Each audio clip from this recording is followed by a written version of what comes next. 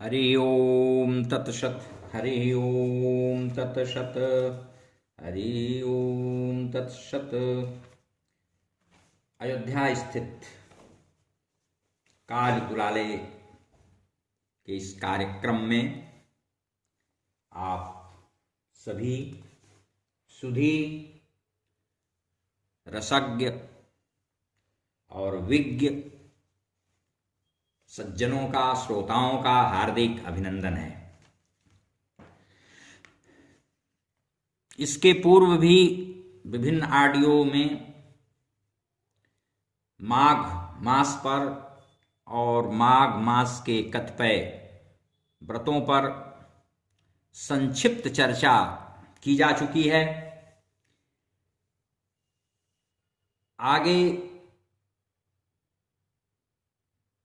पूष का महीना बीतने के बाद माघ मास का प्रारंभ होगा। यह पौष शुक्ल पक्ष चल रहा है और माघ के कृष्ण पक्ष की अमावस्या का विशेष महत्व है। माघ मास स्नान दान का महापर्व है और माघ मास के कृष्ण पक्ष की अमावस्या को ही मौनी अमावस्या कहते हैं। लोक में इस अमावस्या की अतीव प्रसिद्धि है। यह अमावस्या परम पवित्र मानी जाती है और आज की तिथि को मौन रहने का विशेष विधान भी है। मुनियों के समान शुद्ध सात्विक आचरण करते हुए स्नान दान करने की भी विधि विहित है। मौन व्रत करते रहने से भी ऊर्जा का शुभ सात्विक संचयन होता है। मौनी अमावस्या की तिथि को यदि सोमवार दिन पड़ जाए तो यह सुयोग इसके प्रभाव और महत्व को और भी अधिक बढ़ा देता है। आज के दिन गंगा के तट पर तो स्नान दान और संध्या पूजन की अपार महिमा का शास्त्रों में उल्लेख किया ही गया है। उसके साथ साथ यदि गंगा का सानिध्य सामीप्य उपलब्ध न हो तो किसी भी नदी में, सरोवर में या कूप जल से स्नान करके आप विहित कर्म संपादित कर सकते हैं। नित्य कर्म क्रिया से निवृत्त होकर स्नानोपरांत तिल का तेल, तिल का लड्डू, आंवला वस्त्रादि के उनके वस्त्रों का दान देने का विधान है। इस दिन साधु संत, महात्मा, ब्राह्मणों, गरीबों, गायों, पशुओं के समीप अग्नि को प्रज्वलित भी करना चाहिए। कंबल आदि का भी दान श्रेष्ठ बताया गया है। यदि भेड़ के बालों का कंबल बना हो तो और भी अच्छा, क्योंकि यह कंबल पूजा पाठ में, साधना के लिए, साधकों के लिए सर्वथा सर्वोत्तम सिद्ध होता है।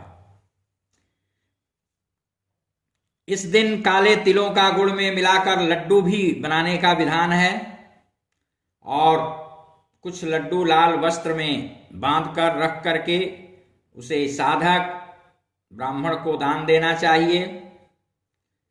क्योंकि यह परम पुण्यप्रद पर्व है। कृष्ण पक्ष को पितृपक्ष और शुक्ल पक्ष को देव पक्ष भी कहा जाता है।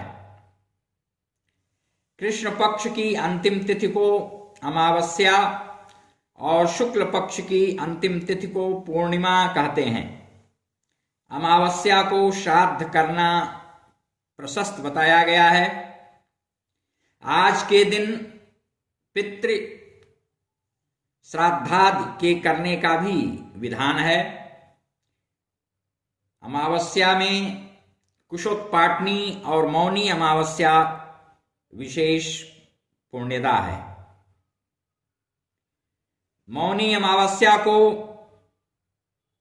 यदि रविवार दिन हो और व्यतिपात योग हो तथा श्रवण नक्षत्र हो तो वह अर्धोदय योग बहुत ही महत्वपूर्ण और दुर्लभ होता है।